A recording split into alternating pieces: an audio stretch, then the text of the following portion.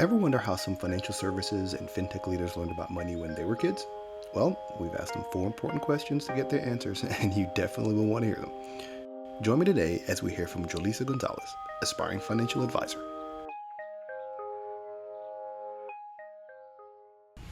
Hey everyone, Mac Gardner here, author of Motivate Your Money and the global best-selling children's book, The Four Money Bears. I am joined today by the one, the only, Jolisa Gonzalez. Jolisa, thank you so much for joining us today. Jolisa is an aspiring financial advisor that is very, very involved in a lot of different organizations that brings a lot of attention and awareness to our industry. So, Jolisa, for those folks who do not know who you are, if you could take a minute or so, introduce yourself and your path and your journey. Yeah, I'll try to do this very quickly. So I have been interested in this since high school in the financial services industry. I think I have a natural set of talents that would make me a good financial advisor. However, as time has gone on, I have grown a passion in this industry. I think that a lot of people end up in really bad situations financially just because they don't know any better. So I'm really motivated to become as successful and as knowledgeable as possible in this industry, just to have, more resources and more knowledge to give back to people that, traditionally aren't given this type of information, especially, in the underserved community. So that's kind of a little bit background in me and my why. All right, awesome. One of the reasons why we are interviewing folks in the industry, Jolisa, from different areas and different times in their career. You're on the earlier side of it, but what it's important for us is as a company and as a mission that we have with teaching people about money and the importance of starting it early is, we're rolling out our new game, Berryville, the Four Money Bears Berryville, which is a gamified platform that helps start the financial literacy conversation very early, right? We believe that the earlier you can start having conversation about money, the earlier you can start forming habits when it comes to money, the better off you will be. So the idea of these interview sessions is to really speak with folks who are in our industry, who are passionate about helping people and having conversations about money, to really hear their stories as how they first started maybe get exposed to money and money management. So you ready for question number one? I am ready. All right, here we go. Jolisa, what is your first or your earliest memory when it comes to money education? I would say that one of the first things that comes to mind is hearing my mother say, "You have to save for a rainy day. You have to save for a rainy day." Like, it's permanently in my brain when I'm, at the store trying to purchase something or this, that, and the other. I remember as a kid, I had this red crayon piggy bank. It was this big, and I loved it because I just loved hearing the little clinking noises and watching it fill up. So I think things like that, really looking back at it, built the foundation, and it's kind of funny how little things have guided my journey along the way. What I find fascinating about the response when I ask that question is how specific stories or specific incidents or specific things are just seared into people's brains.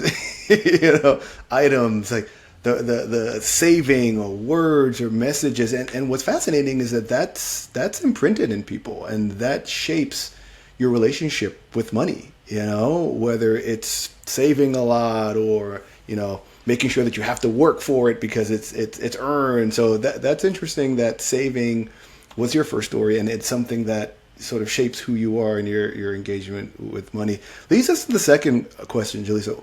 What did money represent in your home growing up? I think that, in my home, to get money, you had to work hard, but there were also a lot of limitations, that came with that. Sometimes you may work hard and you still don't have enough means that is necessary.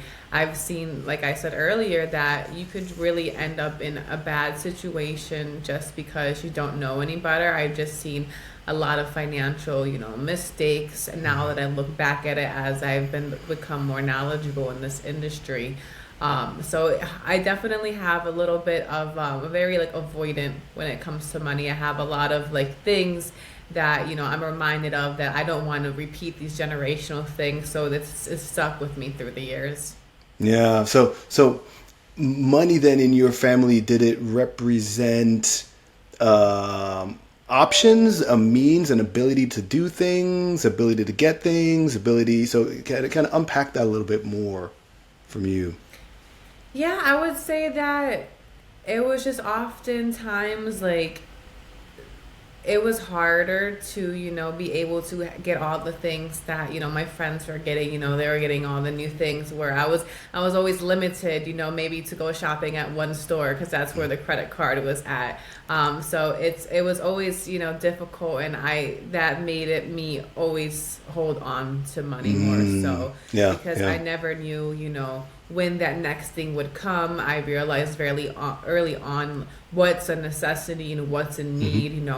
When we would go out to the mall and my dad would give me money to buy food, I would always save the money because I was like, if I save the money this week, I'm gonna have double the money next week, and then that's kind of how I repeated. So I just learned that money doesn't grow on trees, so you have to be very careful in what you do with it because you never know what's going to come around the corner. Yeah, that's a great way to look at it. I think a very smart way. All right, so we're talking about our early experiences, our early connections, our early memories of dealing with money or managing money. Leads us to our third question. How do you think we should teach young people about money and money management? So I think first things first is that you need to make it relatable. You need to meet them at their level, figure out what is, interesting to this generation that you're trying to target. What is, grabs their attention, and just figure out, how you could take that, what they like, and then somehow blend the money into it. So recently I was volunteering with this junior achievers group, and they had this financial literacy thing, and there's a college student that he created a board game that pretty much teaches you, about budgeting and entrepreneurship. So you're giving money in the beginning of the game, and then you have to choose if you go to college or not, and the expenses that come with that, the type of jobs, there's cards if you have like an insurance incident, or if you have to buy stocks. So what I noticed is that obviously those topics can be very complex, but when working with the sixth graders and the eighth graders, they really understood, how making these different decisions affect you. So bringing it down, to that level where it was very fun, didn't feel like they were being forced to learn something, I think is an amazing way to do it. And not only just for, young people, I think across the board, that's an important way to deliver this information, because maybe some people may have access to financial literacy, but it's not delivered in a way that makes sense and it's relatable, especially as financial professionals. There's a lot of lingo that is used, and if we use that with client situations, and they have no clue what it means, over the head. So that's why I would love to get in this industry, because I feel that I could bring that approach where simplifying it, make it super easy for people to understand. Because even for me, it's hard. I totally agree. I think there's so much wisdom in your approach and the way that you have described how, especially for young people, that's one of the reasons why we believe gamifying. We wrote the Four Money Bears book because that K through 5 space, they still actually read. They pick up a book, they'll look through it. But young people are learning about things differently. They're utilizing phones, devices, utilizing technology. So I think gamifying it is important. Bring it to their level is important. And the other thing too is giving young people the tools, right? Like you just said, there's a bunch of information out there on financial literacy, but if you don't give folks the tools and the tactics to be able to implement these habits and implement these strategies and do it in a fun way, right? And like, hey, we're learning, we're playing, we're doing good things, but we're still getting those at bats. I think that's really important. So, all right, ready for the last question? Yes, I am ready. Here we go. Question number 4. Share with us, please, the best advice that you've ever received when it comes to money?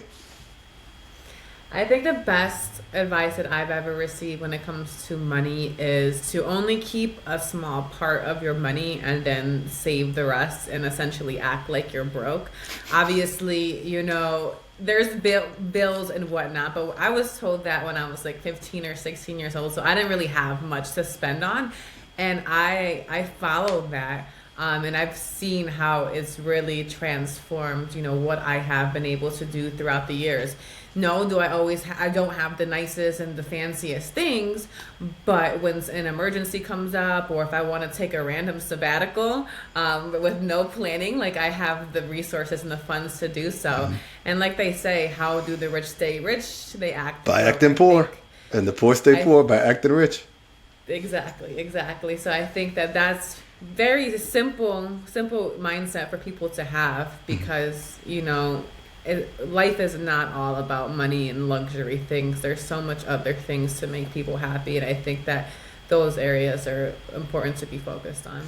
Look, truer words could not be said. I like to tell, when I work with clients, to say, hey, you know what, the only thing that money really gives you in life is options.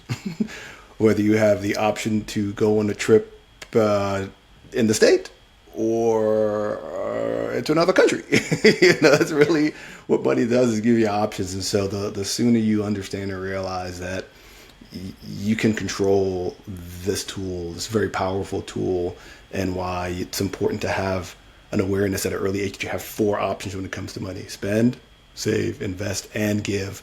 Not just kind of blowing it all, or living beyond your means. I think you're correct, and I think those are great words of advice you received. Jolisa, as we wrap up, anything that you'd like to share to close our interview? Closing the interview. Okay, I think small things add up. Mm-hmm. Whether it's you're spending money on little coffee here and there, and how that could add up monetarily, or if you're trying to start new habits and you're trying to go work out, and you could just start by walking around the corner. You have to be mindful that doing little things could add up in both positive and negative ways. Amen to that. Jolisa, thank you so much for spending a little time with us today. As I like to say, the journey continues. Take care. Thank you. Thanks for joining us today. We hope you'll join us for our next engaging episode. Be sure to follow us on LinkedIn and visit www.the4moneybears.com.